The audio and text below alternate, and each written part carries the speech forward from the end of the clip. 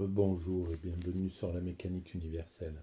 Alors aujourd'hui nous sommes toujours le 27 décembre 2022 et je continue mes réflexions à partir de cet ouvrage Nietzsche, le crépuscule des idoles. Voilà. Alors, donc je lis, je découvre en même temps que je lis. C'est la façon dont je pratique et je commente. euh, voilà. Et les commentaires sont un petit peu une, une façon de préciser la théorie que je défends sur le site mécaniqueuniverselle.net et qui essaie de démontrer que l'humanité est inclue dans une destinée et que nous évoluons, que l'humanité évolue progressivement vers son ultime perfection. Voilà, cette ultime perfection, c'est une perfection spirituelle. Je vous renvoie à la lecture de la mécanique universelle ou aux vidéos précédentes qui précisent cela. Voilà. Là, je vais reprendre la lecture où je l'avais laissée. J'en suis au problème, le problème de Socrate. C'était le chapitre 1. Et voilà. Donc je continue. Par sa naissance, Socrate appartenait à la couche la plus basse de la plèbe. Socrate était peuple. Et alors, voilà. Cet argument-là, on sent qu'il y a du mépris un petit peu. Et il serait intéressant d'essayer de voir pourquoi Nietzsche euh, va... Pourquoi l'origine plébéienne, on pourrait dire, peut-être c'est vrai, de Socrate, euh, est un problème pour, pour lui. Qu'est-ce que c'est une façon un petit peu aristocratique de penser les choses. Je continue. On peut même encore voir combien il était laid. Voilà. Mais la laideur, qui est déjà en soi une objection, c'est-à-dire un argument pour réfuter sa, sa philosophie, en somme, sa pensée, sa façon de réfléchir. Et là, c'est extrêmement... Enfin, c'est d'un mépris hallucinant, quoi. Comme si la laideur d'un être humain pouvait influer sur... Et donc, on voit quelque chose qui est malgré tout très proche de ce qui se passait à l'époque avec le génisme un peu, avec les, le cousin de Darwin, Galton, bref, et on a retrouvé sur la mécanique universelle, j'ai j'ai rassemblé quelques idées, par exemple de Churchill, qui sont hallucinantes, quoi, ou de je me souviens plus qui, mais bon, des, à l'époque, c'était extrêmement normalisé de pouvoir penser que voilà la plèbe était laide, enfin bref, que le blanc était plus beau c'était la plus belle des races, etc., etc. Et donc on sent que c'est quand même euh, c'est présent dans l'état d'esprit de Nietzsche et c'est vraiment curieux. Donc, mais la laideur, qui est déjà en soi une objection, était pour les Grecs presque un motif de refus. Socrate, d'ailleurs, était-il grec? Alors, un motif de refus, la laideur chez les Grecs, mais en même temps, Socrate était extrêmement bien intégré à la société athénienne. Il était connu de tous. Il était, enfin, c'est vraiment, ça paraît assez incroyable. Le refus qu'avait la société de Socrate, c'était parce que Socrate bouleversait le système. Et en fait, c'est ce qui s'est passé aussi pour Nietzsche. Nietzsche bouleversait le système et le système ne le voulait pas. Donc il aurait dû avoir beaucoup plus de, de bonté envers un frère euh, un frère de galère finalement, sous un certain angle. Donc Socrate d'ailleurs était-il grec? Bien souvent la laideur est l'expression du métissage, d'un développement gêné par le métissage. Mais voilà, c'est incroyable de découvrir ce type de texte.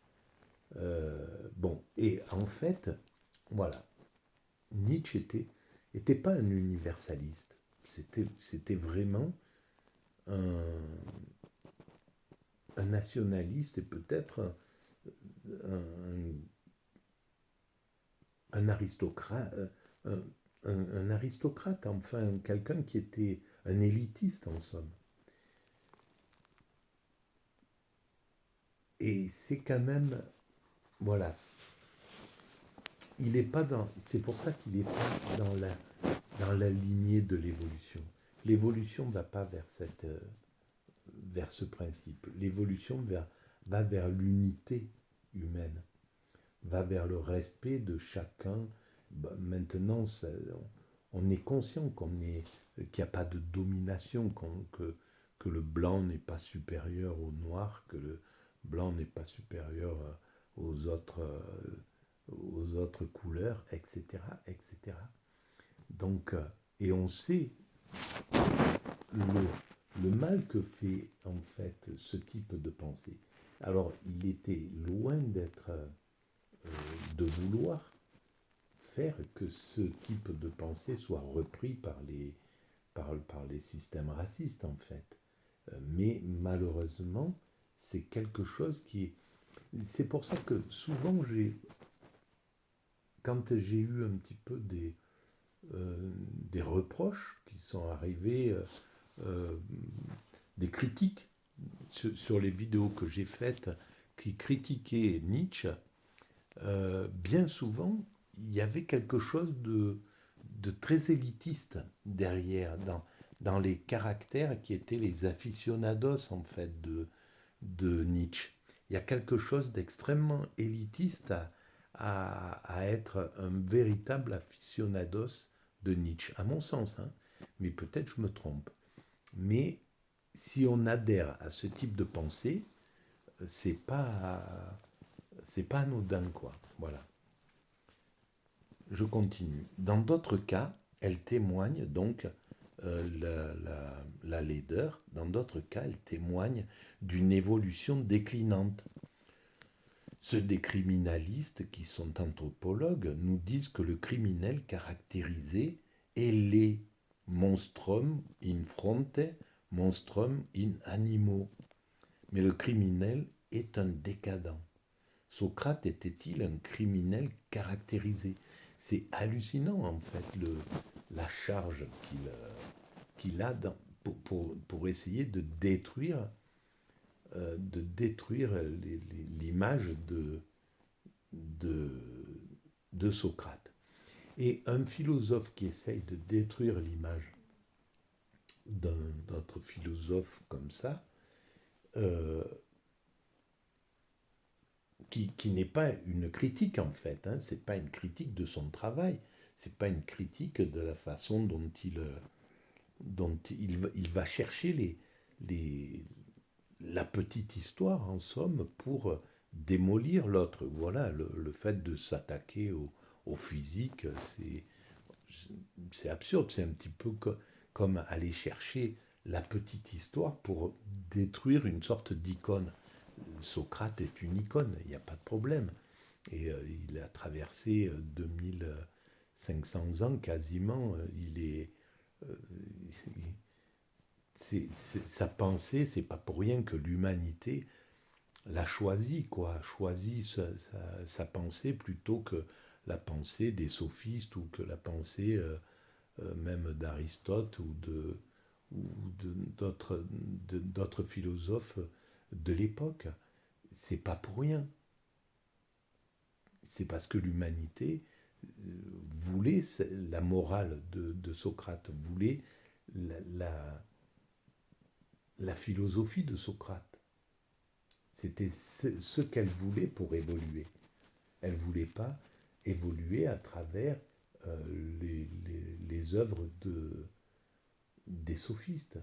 Pas plus que on évolue avec les œuvres de Sade, même s'il est très intéressant, important, etc. Peut-être il a de l'intérêt pour l'évolution de l'humanité. Mais l'humanité ne va pas choisir de, comme icône et comme philosophie, la philosophie de, de Sartre, de Sade. Et elle ne choisira pas non plus la philosophie, elle ne peut pas choisir non plus la philosophie de Nietzsche pour évoluer. Pas plus qu'elle peut choisir la philosophie de Marx, même si elle peut prendre chez Marx, chez Nietzsche, chez Sartre, etc., des choses pour évoluer. Mais en règle générale, c'est pas ce qu'elle choisit pour sa ligne. Voilà. Bref, je continue. Donc Socrate était-il un criminel caractérisé?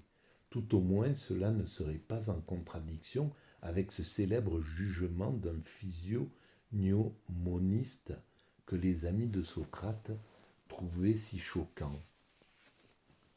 De passage à Athènes, un étranger qui s'y connaissait en fait de visage dit à Socrate en pleine face qu'il était un monstre et qu'il cachait en lui les pires vices et les pires appétits. Socrate se contenta de répondre « Comme vous me connaissez bien ». Voilà. Bref, c'est encore aller... Et c'est fou parce qu'on est dans un monde exactement nietzschéen sous cet angle-là.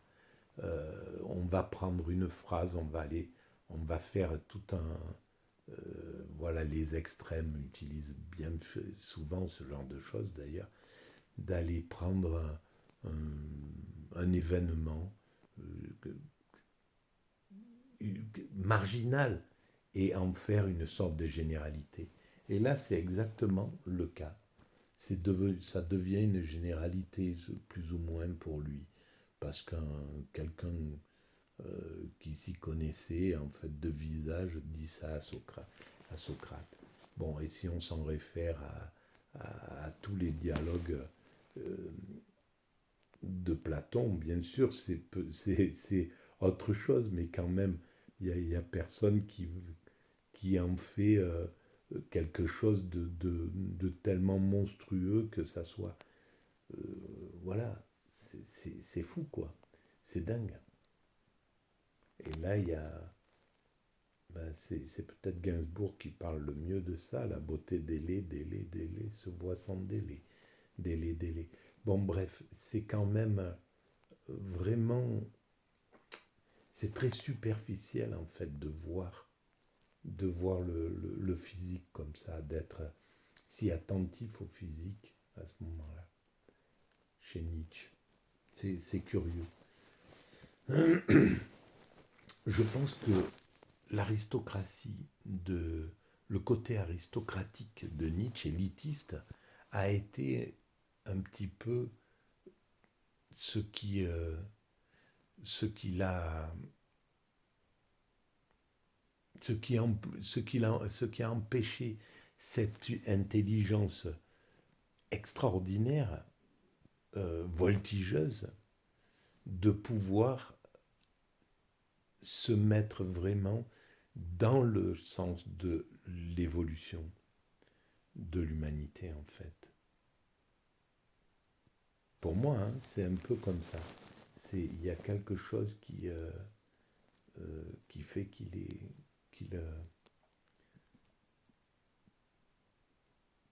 qu'il reste même très intéressant, mais qu'il ne peut pas être une sorte de guide réel de l'humanité. Il n'y a pas assez de bienveillance pour qu'il puisse servir de guide. Il sert de guide, mais à la marginalité, quoi. C'est un guide marginal, c'est pas un guide universel de l'humanité. Voilà, c'est mon point de vue, hein, c'est un point de vue, et j'accepte toutes les contestations de ce point de vue, parce je ne connais pas suffisamment le travail de Nietzsche, et je pense que euh, à force d'avancer dans son état d'âme, en somme, euh, la- ce- ses véritables intentions euh, se feront jour. En tout cas, cet élitisme n'était pas un élitisme destructeur qui aurait pu le condamner à du racisme ou à de l'antisémitisme. Justement, au contraire, il était en lutte contre ces, ces abjections, quoi. Hein. Il était conscient. Donc il y a un esprit critique là. Voilà, c'est pas grave en somme d'aller d'aller jouer sur le physique pour, euh, pour dégrader un peu l'image de Socrate parce que c'est son adversaire. Hein. C'est simple. Socrate amène la morale et Nietzsche pense que on peut sortir de la morale comme ça et que pour gagner de la liberté, on doit aller là-dedans. Et on se rend compte que ça ne marche pas, en fait. C'est ça le problème, c'est que, euh, par exemple, le néolibéralisme a écarté la morale, ne veut pas entendre parler de morale, parce que déjà la morale le moraliserait.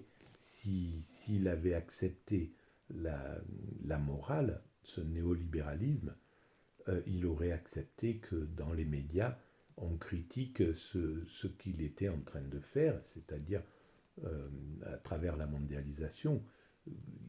Il est parti euh, quand il a commencé à, quand le marché a commencé à aller s'installer, à délocaliser, il a délocalisé pour aller retrouver de la main-d'œuvre servile et corvéable, comme au XIXe siècle. Il n'est pas allé pour faire évoluer les, les lois et apporter tout ce que l'Occident avait gagné de lois sociales. Il n'est pas parti pour,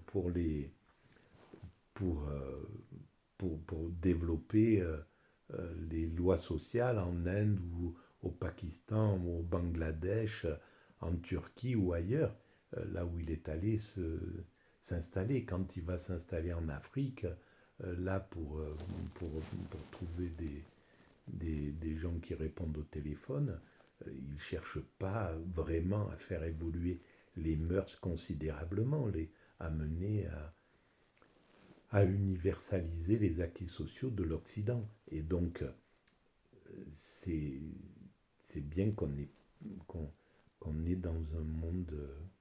Je ne sais plus pourquoi je dis ça, je suis un peu fatigué. Mais bref, voilà. Voilà. Bon, eh ben, je vais arrêter là pour cette nouvelle vidéo. Et on va avancer progressivement dans ce Socrate vu par Friedrich Nietzsche. Voilà, à très bientôt. Merci.